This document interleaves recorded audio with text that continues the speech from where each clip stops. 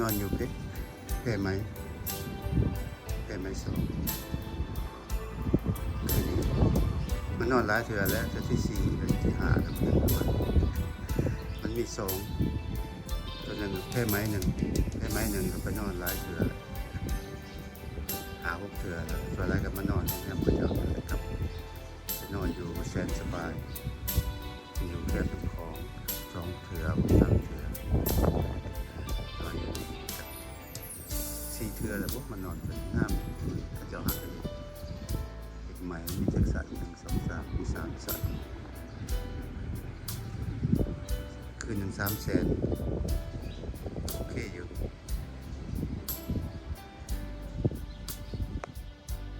ขาฮอเวย์มันกวางฮอเวย์ก็ใหญ่กวางนั่น3 เมตรตรงนี้ฮอเวย์มีบนนางอยู่นี่ตะกลางเลยมีบอลเกนี่กับกวางนี่บอลเกนี่มีประตูสัน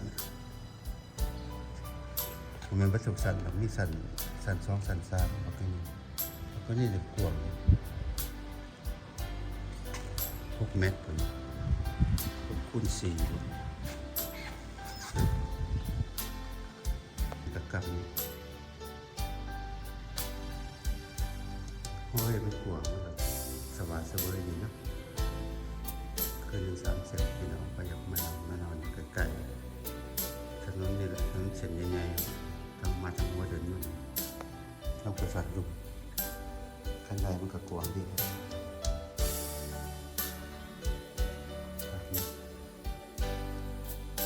ประชาชนเจ้านี่ตัวหนึ่งก็น่าเชื่อตัวหนึ่งก็ยังไงอยู่ตัวเป็นยังไงตัว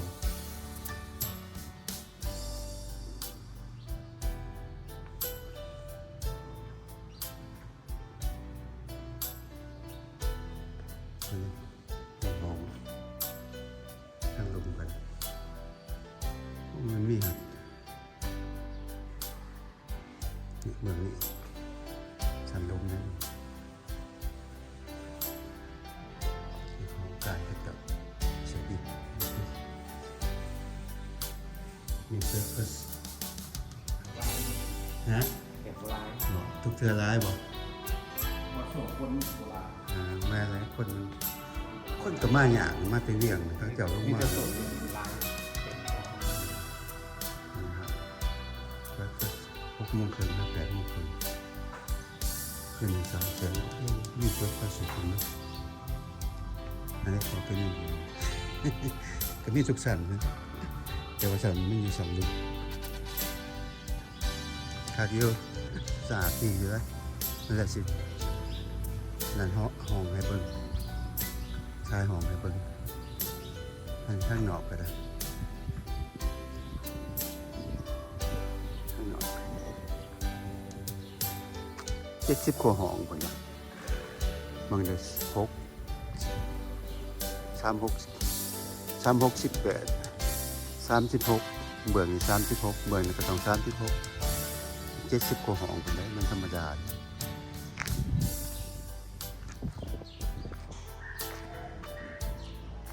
บักเกอร์นี่ก็มีปักสัน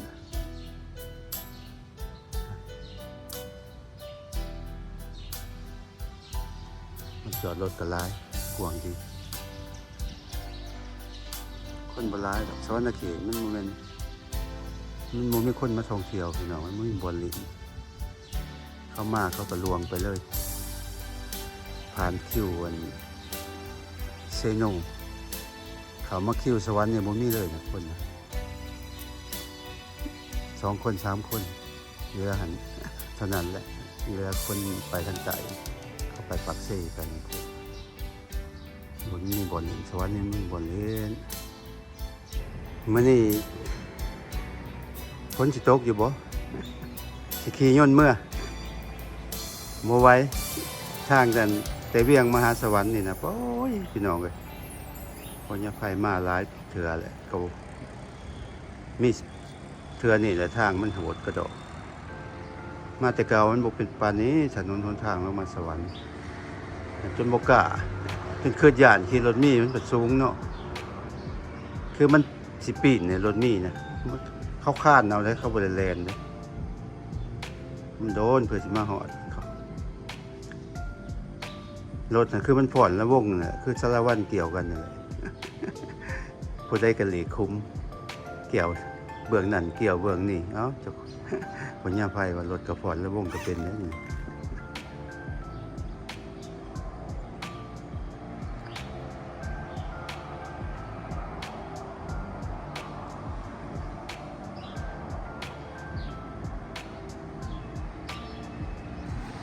เห็นบ่ผู้อยู่ไกลๆผู้อยู่อันประเทศไทยพุ่นเด้ตามพญาไพคิดว่า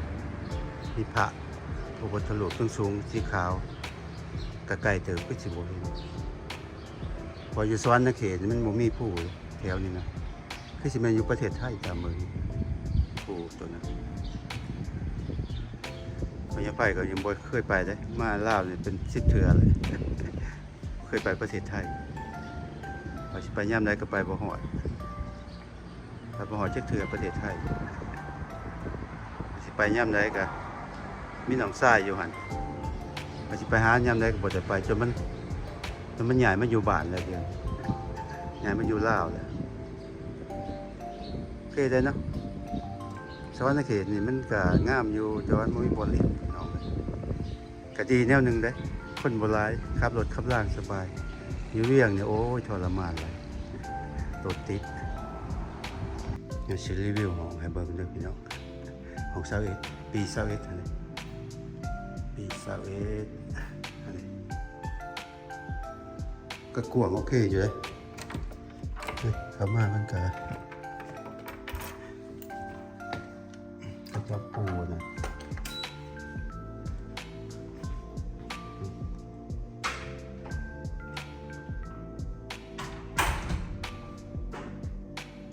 ก็จะมีตู้เย็นมีทีวีให้มีตังอีกอันนึงนี่ตู้เย็นมินิอันนี้ตู้ใส่เครื่องกวางอยู่หอยแต่เป็น10เป็น20โตไปเลยนี่อันนี้มันอยู่เบื้อง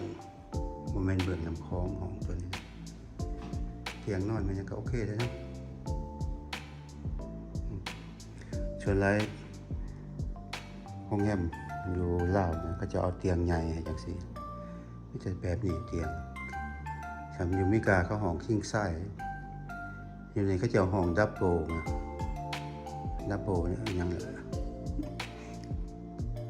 อยากให้เบิ่งห้องน้ำในทางเขาโอเคอยู่นะขึ้น300,000พอนอนอยู่แต่ว่า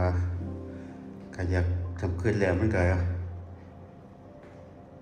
คนหมู่มานอนมันก็แพงเลยฮะแหละมันก็เอาตามเศรษฐกิจเนาะเศรษฐกิจบ่ดีมันก็ยังเอาแพงอยู่คนให้หมู่มันนอนเลยอะไรของทอยเลทก็มันเป็นสันขึ้นไปบาง2 อินมันก็ต่างนั้นทอยเลทโปแต่ว่าห้องน้ำมันบริขัดมันเป็นยัง4 บาทเท่านั้นห้องให้มันงามกับครับบริขัดบนอาบน้ำกับบนชายเวลาอาบมันก็เปียกใส่กันเลยว่าจะอยู่เนี่ยอยู่ไทยคือการจัดปัญญาไปเห็นเขาออก YouTube เขาก็มีแวนนะอยู่นี่แวนตู่ก็มีแวนทำอย่างเงี้ยทำโปรดักต์บางแง่งแวนนะมี3 แวนให้แง่งเห็นปะ3 แวนให้แง่งเลยแวนอยู่ในตู้โอเคอยู่เนาะจะออกไปต้องไปกินเบรคฟาสต์ก่อน6:30ก็มีมันมีเบรคฟาสต์ให้พ่อพี่น้องน้ำสาวมากข้าวต้มข้าวเปียกมีข้าวจีมีไข่ได้แพร่ไม้1ก็คือกันเจ้าของเดียวกันแพร่ไม้1กับแพร่ไม้2เดี๋ยวแพร่ไม้1นี่มันก็อยู่ใกล้ๆไอเต็กใกล้ๆอันของการแขวงโอไกลแล้วก็ของการแขวงเงินแถววงเวียนอันนี้สั่ง โรงเรียนลุงไก่สอนวะแม่ก็เจ้าของโอเคประมาณนั้นแหละพี่น้องมาใส่ให้เบิ่งบ่ได้อยากมานอนก็มาเด้อแผ่นไม้1แผ่นไม้2แผ่นไม้1หั่นมันมีหลายกว่านี้มี1 2มี3หลังแต่ว่าห้องมันก็งามคือกันเข้ามาก็เฮ็ดโอเคขอบใจหลายๆบายเดินยื่นสอนนักเรียนพี่น้อง ประมาณนี้แหละเดินยื่นสอนคนบ่เที่ยว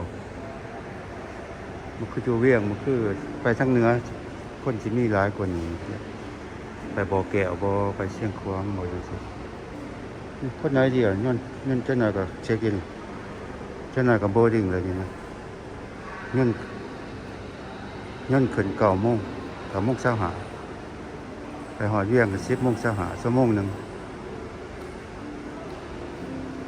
ได้บ่30-40 คน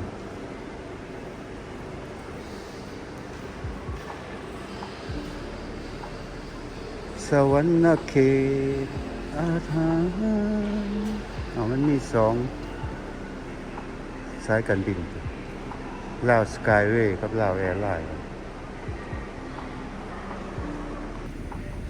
เดินย่นสวรรค์เขตพี่น้องเลยประมาณนี้แหละคนก็หลายอยู่เด้ว่าสิบ่มีคนสิเต็มอยู่ยนต์ลาวแอร์ไลน์มีหอดลอยบ่พระเจ้ายังบ่ทันมา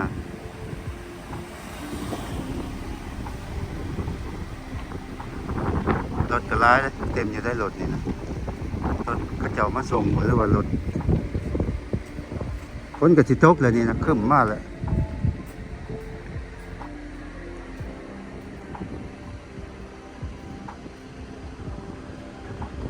ประมาณนี้สวรรค์เขตคนบ่มาท่องเที่ยวมีแต่คนนั้น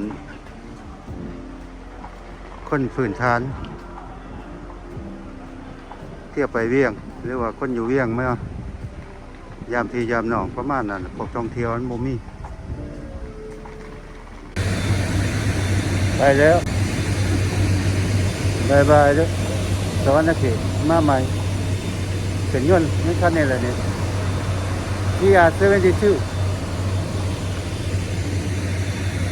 มีหลายคนอยู่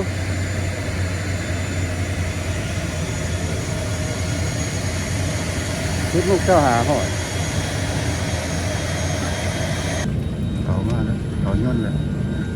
จากนั้นก็ไปแล้วชั่วโมงหนึ่งสบายชั่วโมงหนึ่งคนร้ายอยู่ได้60คนเหรอเงินที่72ที่หลายคนอยู่ ของพวกเขาได้ต่อเวลาของการบินเข้าขอบใจ Ladies and gentlemen, this is an in-flight security announcement. Please stop away your personal travel data seat or your seat pocket if you have you.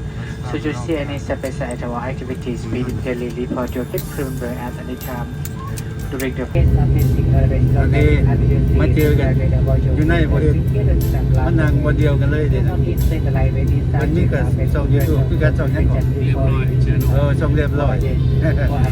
สบายดีเด้อก็มันก็บังเอิญเนาะเพราะว่าโลกของมันน้อยๆอีหลีเพราะว่าเคยติดต่อกับชื่อนะพ่ออยากไปนั่นน่ะเพิ่นมี2เพิ่นเขาเบิ่ง2คนอยู่จังได๋ก็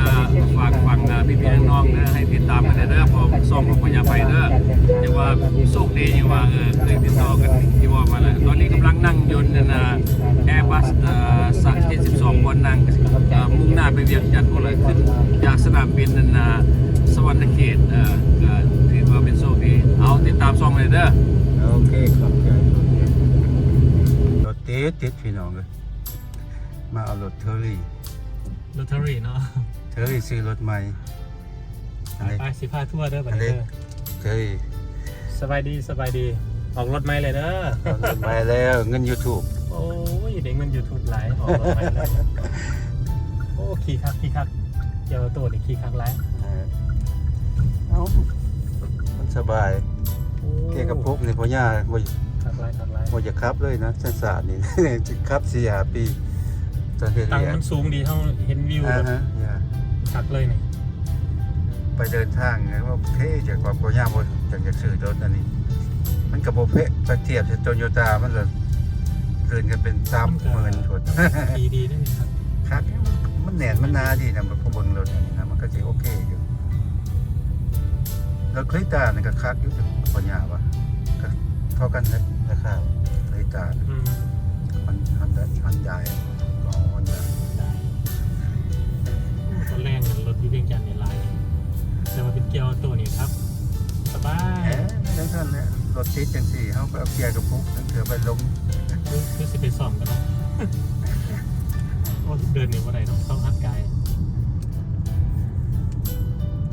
ฟิล ได้อยู่เนาะ เลยกับอันนั้นนะกับ ครับนั่นแต่ว่าพ่อย่ายังบ่ลืมบ่จะกำหนดหลายขับรถมา40กว่าปีแล้วก็ ยังหยาดโมยังบ่ได้หยาดทางดอก ยังบ่ฮู้ใจคนขับรถเมืองลาวเนี่ย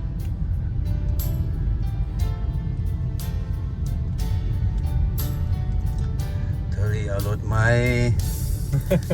ถือเลข แนนทั้งกลางเลยบ่ เป็นบอลรถมีเบียร์ที่ มันถือเลข โอ้ถูกเลขออกรถใหม่เลยเด้อท่านผู้ซ้อม โมแมนเด้อ เป็นหน่อยอัน โอ้ครับ เอกเห็นแล้วโอ้เธออีซื้อรถเหรอ ไปเที่ยวน้ำกันเหรอ โอ้มันเล็งขับเลยนะนี่ ครับเดียว ก็เบรกมันยังโมเหลืองมันอยู่ดีขนาดเลยนี่ อ่าฮะ แต่ในเดียวงัวด่วนแล้ แล้ว วมันยังใหม่เลยเบรกใหม่ซื้อรถใหม่เบรกมัน